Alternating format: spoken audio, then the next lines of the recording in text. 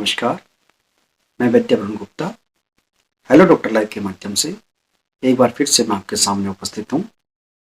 आज मैं आपको इस बदलते हुए मौसम में एक विशेष रोग कास खांसी के बारे में कुछ आयुर्वेदिक घरेलू उपाय बताने जा रहा हूँ, जिससे अपने कुकर खांसी, सूखी खांसी या कफयुक्त खांसी तीनों तरह के खांसी रोग में आराम पा सकते हैं।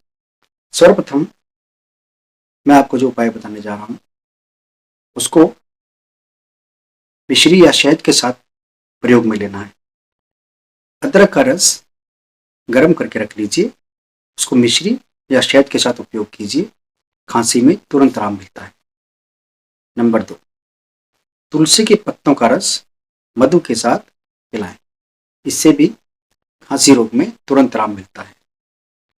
अड़ूसा के पंचांग का स्वरस या केवल अड़ूसा के पत्तों का स्वरस मिश्री या शहद के साथ सेवन करवाइए, इससे भी खांसी में तुरंत आराम मिलता है। काली मिर्च या तुलसी की पत्तियों की चाय बनाकर दीजिए, इससे भी खांसी में आराम मिलता है। गाय का घी या सरसों के तेल में थोड़ा सेंधव लवण मिलाकर उसका बारीक चूर्ण अच्छी तरह से बनाकर रख लीजिए, उसको छाती पर मालिश करवाइए, इससे जो जमा कफ है छाती पर वो बाहर निकल जाता है।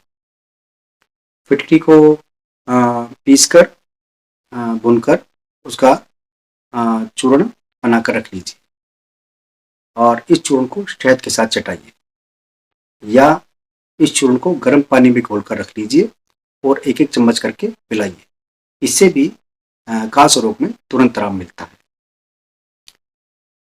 पासा का रस, कंटकारी का रस और अदरक का रस, इन तीनों को मिश्रित कर 1 तोला गर्म करके रख लें, उसमें मिश्री या शहद मिलाकर दीजिए, खास रोग में आराम मिलता है।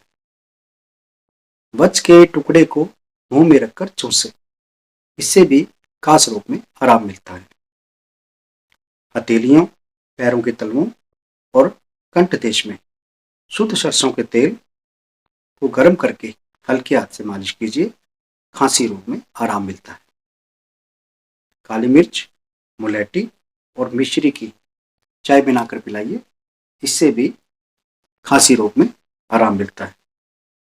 बबूल का गूंद और मिश्री दोनों को मिलाकर चटाइए, इससे भी कफ रोग में तुरंत आराम मिलता है। पुरानी खांसी में शलजम का स्वरस मधु या मिश्री के साथ चटाइए या पिलाइए, इससे भी कफ रोग में आराम मिलता है। ये कुछ घरेलू उपाय हैं जो मैंने आपको बताए हैं। इससे आप कास रोग से, कुकर खांसी से और सूखी खांसी से, तीनों प्रकार की खांसी से आराम पा सकते हैं। ऐसे ही अन्य उपाय जानने के लिए हेलो डॉक्टर लाइव के माध्यम से मैं आपके सामने फिर से उपस्थित होऊंगा, आपको कुछ घरेलू उपाय बताने के लिए। धन्यवाद।